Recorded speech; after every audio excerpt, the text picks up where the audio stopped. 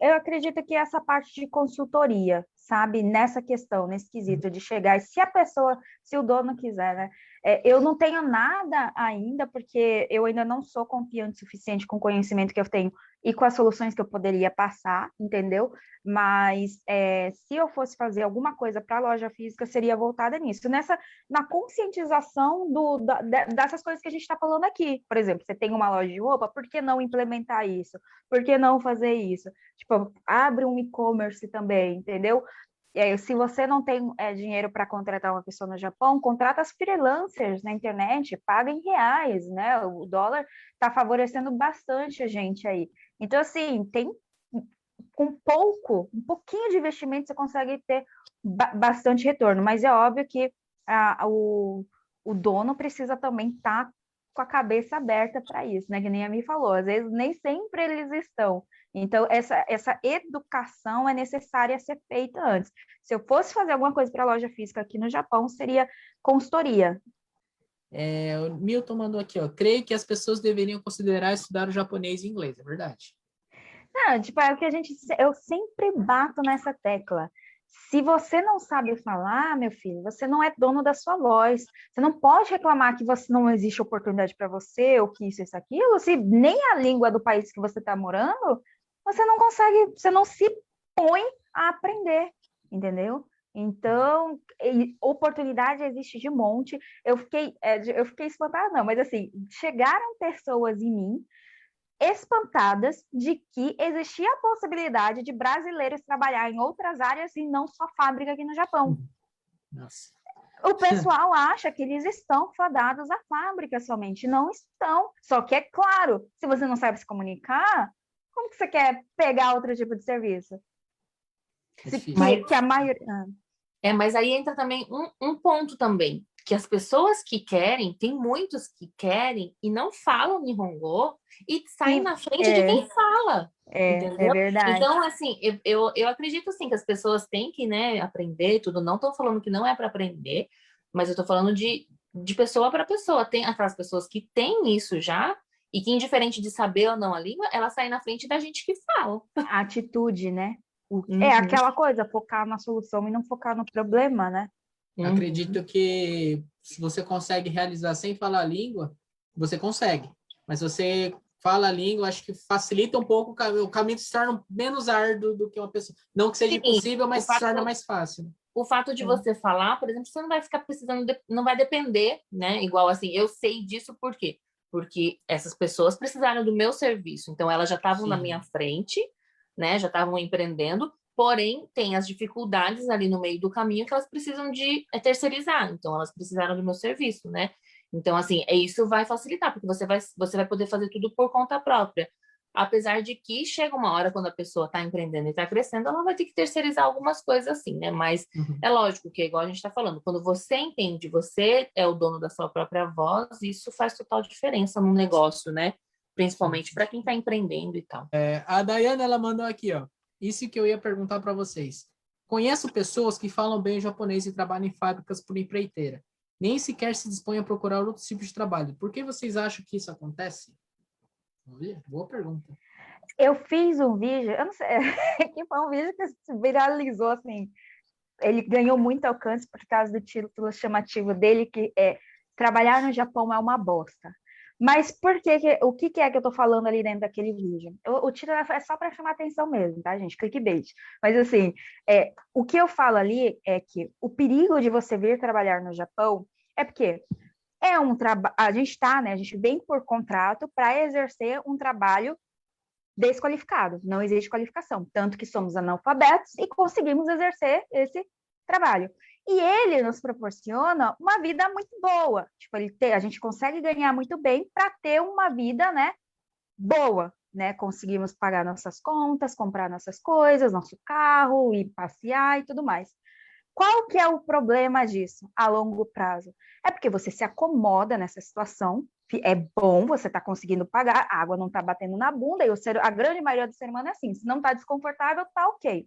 não tá bom, perfeito, mas não tá desconfortável, então tá ok, a gente aceita e vai empurrando com a barriga desse jeito.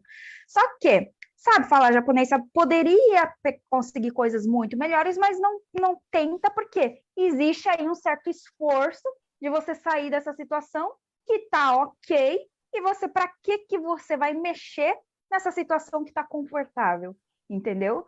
Então, que esse é o perigo de você começar a viver essa vida robótica sem perceber e ficar empurrando isso por muitos anos, nesse conforto, e não se tocar de que a idade vai chegar, o seu corpo vai padecer, você não vai ser nada ali mais, porque se o seu físico não tá bom, convenhamos, você não tem utilidade nenhuma para a fábrica.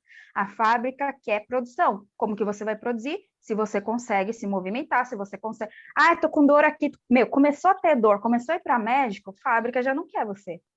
Entendeu? Bateu o teto de 45. 45 é muito jovem ainda, né, galera?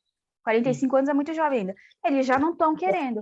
Então, assim, é isso daí que eu tento trazer, sabe, nos meus vídeos, essa conscientização de que o que você está construindo agora para você colher lá na frente? Porque é muito perigoso você se acomodar nessa situação aqui. Então, assim, é o comodismo. Eu diria, a resposta que eu dou para a Daiane nessa pergunta é puro comodismo. Sim. Eu tenho um outro ponto de vista.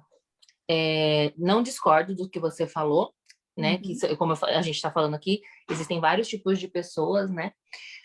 Mas eu tenho um ponto de vista também dessas pessoas que falam Nihongo e que estão ali, de pessoas como nós, que crescemos aqui, né? E que o nosso espelho, né?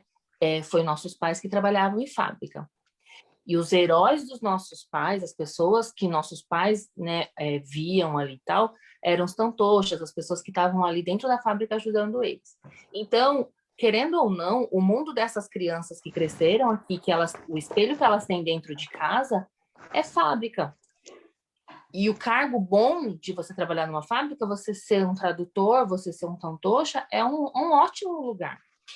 E muitas vezes isso é a visão que aquela criança tem. Aquela criança acaba sendo limitada a essa visão. Então, nesse ponto, eu acredito que também tenha isso, que é assim, a questão do ambiente em que em que a pessoa cresceu, faz a pessoa crescer condicionada naquilo. Ela acaba tendo um pensamento voltado que aquilo é o mundo. Eu até estava falando com meu irmão hoje sobre esse negócio de mundo, né? Assim, a gente cresce e a gente consegue só ver a nossa volta, né? Só que quando você começa igual hoje, que a gente está aqui dentro, que a gente consegue ter contato com pessoas que... Carol Cantelli, ela tem não sei quantas... Ela responde você ali, ela conversa com você de igual para igual, né? Quando você... Igual a gente teve contato com o Flávio Augusto, esse tipo de coisa faz a gente entrar... A gente não entrou no mundo deles, mas a gente tem um tiquinho, né, dessa visão de como é um outro mundo, é uma outra... Tipo assim, a sensação que eu tenho é que existem outros mundos. E essas pessoas que estão na fábrica, muitas vezes, elas estão condicionadas a ficarem aqui. Elas não têm essa visão, mas muitas vezes não é só porque elas não querem, mas porque o ambiente em que elas vivem, tudo condicionou elas a ficar assim, a serem assim. Então, eu acredito também nesse ponto de vista. É porque no caso, né, que nem a mim falou desse pessoal que cresceu nesse ambiente, os nossos pais, né, nossos avós, nossos pais, eles cresceram na era industrial, que é a era que, né, mais teve empregos, que, tipo, começou a tirar a galera da miséria e da pobreza, que começou a ter, né, girar a economia e a proporcionar bastante produtos, isso, aquilo. Então, e, tipo, cargos bons, salários bons, grandes empresas começaram a se formar, Toyota, Honda, Ford, né, grandes empresas começaram a surgir. Então, sim, existe, né, essa visão desse mundo de que isso daqui é bom, isso daqui vai proporcionar estabilidade e tudo mais. Só que a gente sabe que não, isso daí, para a nossa realidade de comunidade brasileira, que nem a Daiane falou, brasileiros que sabem falar japonês, que trabalham em fábrica por empreiteira. Aquilo que eu falo nos meus vídeos não tem problema nenhum você trabalhar em fábrica se você quiser, se tá bom desse jeito, mas ao menos tenha a decência, então, para você tentar se tornar um seishain para garantir um pouco de estabilidade para você.